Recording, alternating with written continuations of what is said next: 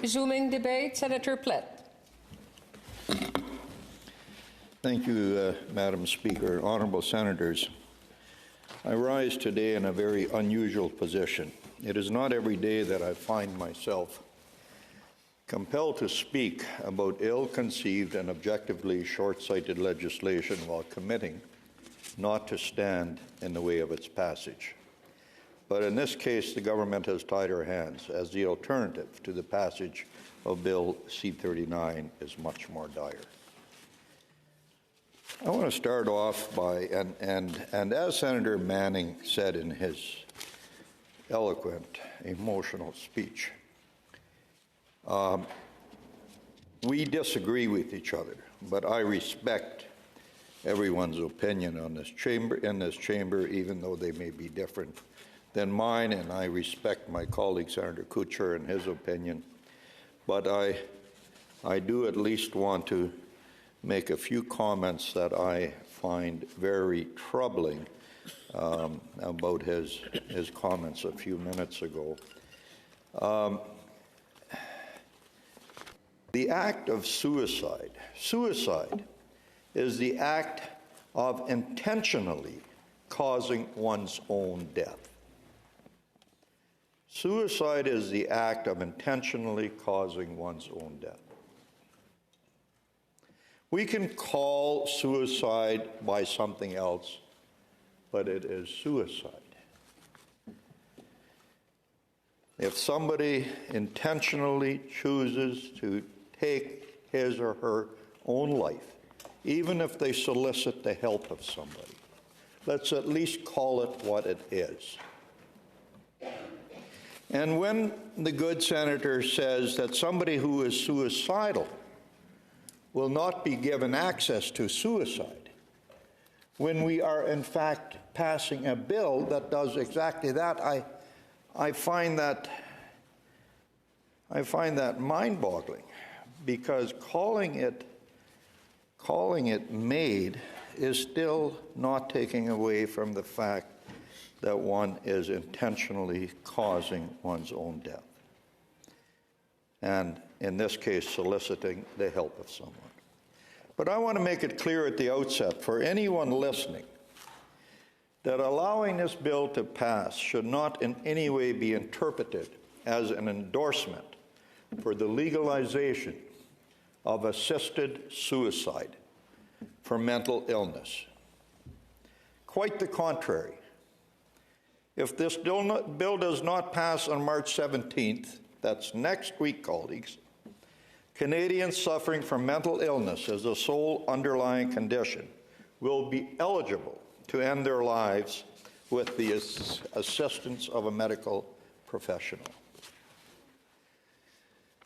Now, while I believe that the Liberal government should be abandoning this dangerous expansion altogether, those of us who remain steadfast in our opposition will take advantage of this delay and continue to fight for the many vulnerable Canadians struggling with mental illness, trying to keep them alive. 2 years ago, at third reading of Bill C-7, an amendment was moved in this chamber to remove the exclusion of mental illness for eligibility, with a sunset clause of 18 months. The government shockingly accepted this amendment, but proposed a new arbitrary expiry date of 24 months, bringing us to March 17th of 2023. The government's endorsement of this amendment came after Minister Lametti stated himself at our legal committee and at the House of Commons Justice Committee that there is no consensus in the mental health and psychiatric community that could justify moving forward with extending access to those suffering from mental illness at this time. He also correctly stated that it is not a requirement of the Supreme Court decision. This third reading amendment was accepted without the opportunity for parliamentarians to vet the proposal with expert witnesses, and certainly without any medical consensus. And then, after the fact, the government struck up an expert panel not to determine whether implementing assisted suicide for mental illness could be done safely, but rather to establish recommendations on protocols. As the former president of the Canadian Psychiatric Association, Dr. Sonyu Gain, stated when he testified at the Joint Parliamentary Committee, and I quote, "This is not how science works." He pointed out, no drug company is told their sleeping pill will be approved in 2 years without evidence of effectiveness or safety, while being asked to develop instructions in the meantime of how to use the pill. The Sunset Clause and the federal panel's mandate are based on less evidence than is required for introducing a sleeping pill, colleagues. The Sunset Clause was sold as a way to allow time to develop standards and safeguards. But this notion has been discredited by many in the psychiatry community, as it ignores the only true safeguard we have in avoiding premature death. Remediability. The government had no interest in studying whether to implement this extremely controversial life and death policy, only in developing a how-to guide. Late last year, after a number of heartbreaking stories made headlines demonstrating the dangers of our newly expanded regime, the government announced they would be proposing some changes to the law in the new year. Then at the 11th hour, weeks before the set expiry of the Sunset Clause, the government tabled Bill C-39, which proposes a 1-year delay. I cannot help but wonder why, after admitting that a 2-year delay was insufficient, they would take a risk of another arbitrary date in the hopes that evidence would suddenly present itself. Why would advocates of assisted death for mental illness not just remove this expansion entirely and propose this policy later if and when there is evidence to justify doing so? How is the government so certain that there will be sudden clarity on this topic a year from now, when the psychiatry community is not convinced we should be moving forward at all? Colleagues, I will not rehash all the arguments against assisted suicide for mental illness today, as I spoke at length to this issue in 2021, when the policy was first proposed. However, there is a great deal of new, notable testimony from the Special Joint Parliamentary Committee study which raised alarms. I would encourage all colleagues in this chamber to review the work of the committee and note the concerns raised by experts in the field.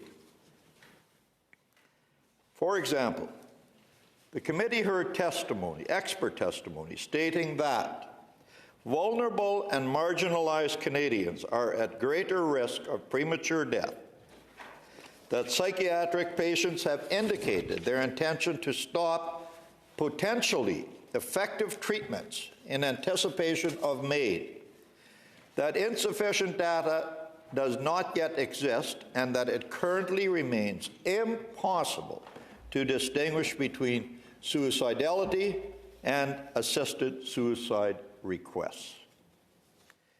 Today, however, I want to highlight the testimony that is fundamental to the discussion at this time, focusing on one key factor: Canada's entire assisted dying regime, as stipulated by the Supreme Court of Canada, is founded upon the notion that only those suffering from conditions that are grievous and irremediable should be eligible. Here is what we know from experts about the remediability of mental illness. The Centre for Addiction and Mental Health has concluded, and I quote, "There is simply not enough evidence available in the mental health field to ascertain whether a particular individual has an irremediable mental illness." John Mayer, a clinical psychiatrist and medical ethicist, told the Joint Parliamentary Committee, Psychiatrists don't know and can't know who will get better and live decades of good life. Brain diseases are not liver diseases, he continued. If guesswork is good enough for you, it is not good enough for psychiatrists who understand the science and respect our duty to abide by a professional standard of care. You have been systematically misled by discriminatory ideology over clinical reality. Passing a law telling psychiatrists to make impossible predictions doesn't magically make it possible. Psychiatrist Dr. Sonju Gain told the committee, those who advocate expanding access to MAID propose mitigating this reality with safeguards. This ignores the fact that irremediability is itself the primary safeguard built into the MAID framework, and bypassing it renders all supposed safeguards meaningless.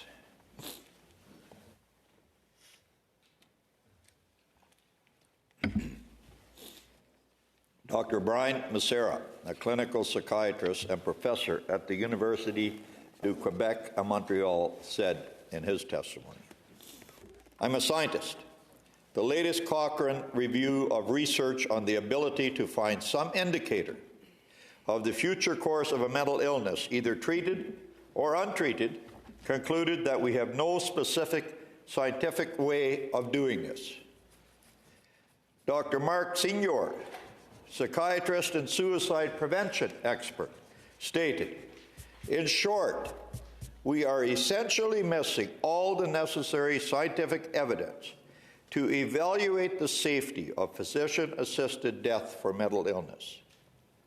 If I had more time, I could list many examples, but let me focus on the fact that there is absolutely no research on the reliability of physician predictions of the irremediability of illness or suffering in psychiatric conditions. To my knowledge, there is not a single study. Even the expert panel on MAID and mental illness stated directly in their report, there is limited knowledge about the long-term prognosis for many conditions, and it is difficult, if not impossible, for clinicians to make accurate predictions about the future for an individual patient. This is the government's own expert panel, colleagues, and they have stated outright that it is difficult, if not impossible, to predict irremediability. While over 85% of Ontario psychiatrists who responded in a recent survey supported assisted suicide in general, less than 30% agree with expanding the law to sole mental illness. The Special Commission on MAID, established by the Quebec National Assembly, after several months of study, has now recommended not expanding access to assisted dying for people whose only medical issue is a mental disorder. In October of 2020, the Canadian Psychiatric Association surveyed its members, and less than half supported assisted suicide for mental illness. Where is the general scientific consensus we have been told about? Colleagues, we do not need to be scientists or psychiatrists to understand the gravity of this policy. As has been alluded to, a recent Angus Reid poll, which studied the attitudes of Canadians when it comes to assisted suicide, found that while Canadians are generally supportive of MAID overall, only 3 in 10, or 31%, say they support the concept of assisted suicide for irremediable mental illness. Each one of us knows someone who is afflicted with mental health issues. And most of us are keenly aware of the abysmal state of mental health care in our country. The idea that we would be moving toward a policy that offers them death before they have had an opportunity for acceptable treatment is heartbreaking. It's a terrible indication of where we are as a society and the value we place on life. Dr. Mark Sr. told the Joint Committee that if this goes forward, MAID assessors will have no idea how often they are wrong when they make a determination of eligibility in the context of physician-assisted death for sole mental illness. He said, and I quote, "They could be making an error 2% of the time or 95% of the time. That information should be at the forefront of this discussion, yet it is absent altogether." How many errors are too many, colleagues? Minister Lametti stated yesterday that if there is any question as to the irremediability of mental illness, the person will not receive MAID, full stop. Senator Kutcher alluded to that in his speech. Yet more than half of the psychiatry community maintains it is never possible to ascertain irremediability with mental illness. This is not nearly as cut and dry as the minister is implying, and he knows it. Senator Kutcher has publicly stated that psychiatrists who object to assisted suicide for mental illness are being paternalistic. At least one of the witnesses of the committee found this comment jarring and insulting. Colleagues, imagine telling psychiatrists and other clinicians who have not exhausted all treatment options, who have seen improvements over the long term, and who remain hopeful for their patients that they are being paternalistic, for not wanting to throw in the towel. Psychiatrist John Mayer objected to this notion, stating at the Joint Committee, "You said that all psychiatrists in Canada who object to MAID for mental illness are selfish and paternalistic. I'm not sure what purpose that comment served, but I defy literally any psychiatrist to say that this particular patient has an irremediable illness, because you can't. I have patients who get better after 5 years, after 10 years, and after 15 years. You cannot do it. It's guesswork. If you're okay with guesswork, if you're okay with playing the odds, or if your position is let's respect autonomy at all costs, if someone wants to die, they can die. Call it what it is. It's facilitated suicide, unquote. Honourable Senators, this expansion bypasses the primary safeguards we have against premature death. Yet somehow we are supposed to find comfort in a one-year delay. Facilitating the death of mentally ill patients will be as dangerous in 2024 as it would have been next week. There is nothing magic about the date of March 17, 2024, just as there was no significance to the original date. However, alluding to Bill C-39, or allowing, Bill C-39 to pass is effectively a vote against the immediate legalization of assisted suicide for mental disorders. We will be taking this opportunity to get it right. My colleague in the House of Commons, Member of Parliament for Abbotsford, the Honourable Ed Fast, has already tabled Bill C-314, which will make it clear in the criminal code that a mental disorder is not a grievous and irremediable medical condition for which a person could receive medical assistance in dying. In presenting this bill, the honourable member said that the government is more concerned with suicide assistance than suicide prevention, and that the priority should be given to providing the social and mental health supports that vulnerable Canadians need. I want to commend my colleague for his swift and thoughtful action.